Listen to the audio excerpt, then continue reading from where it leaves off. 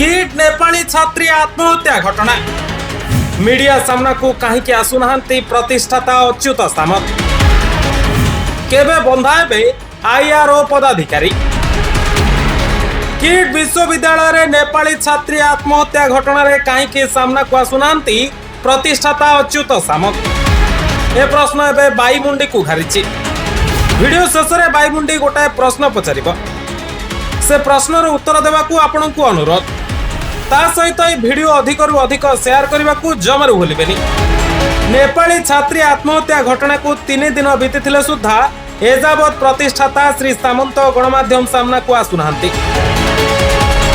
रविवार राति रे नेपाली छात्री मृत्यु पर अशांत होइथिला किट परिसर।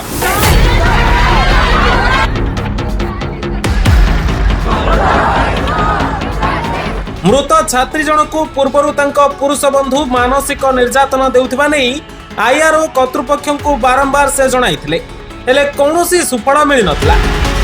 शेष में आत्महत्या भली रास्ता आपणेबाकू बाध्य हेले। घटनार प्रतिवाद करी राति तमाम नेपाली छात्र छात्री माने आंदोलन कले।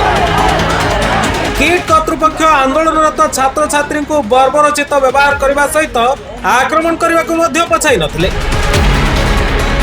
से पर्यंत किट प्रतिष्ठाता श्री सामंत छात्र छात्री सह आलोचना तो दूरर कथा सेमानंकु सामान्य समवेदना मध्य जणाई नथिले। नेपाली छात्री आत्महत्या घटना को अति हालुका भाव में नहीं प्रतिष्ठाता। तबे परिस्थिति अनायत्त हेबारु सोमवार भोरु किट कैंपस रे पहुंचीथिले श्री सामंत। आउ सेठारे आंदोलनरत छात्र छात्री सह आलोचना करबा बदल रे दिने 2 दिन पर एने कथा हेबा बोली कहिथिले। फल सेठारे चापा उत्तेजना सृष्टि होइतला। किट सुरक्षाकर्मी और छात्र छात्री मध्य ठेला पेलारे तले पड़ी जाइतिले श्री सामंत। आउ तापरे सेठारु उठी आंदोलनरत छात्र छात्री को कड़ा चेतावनी देइतिले। सुरक्षाकर्मी और पोषा गुंडा को लगाई आंदोलनरत छात्र छात्री को आक्रमण करने सह हॉस्टेल और कैंपस रु तड़ी पार करदेले। घटना को बीती गलानी 3 दिन। सारा विश्व रे घटना पाई देशर मुंड तलक हो जाइछि।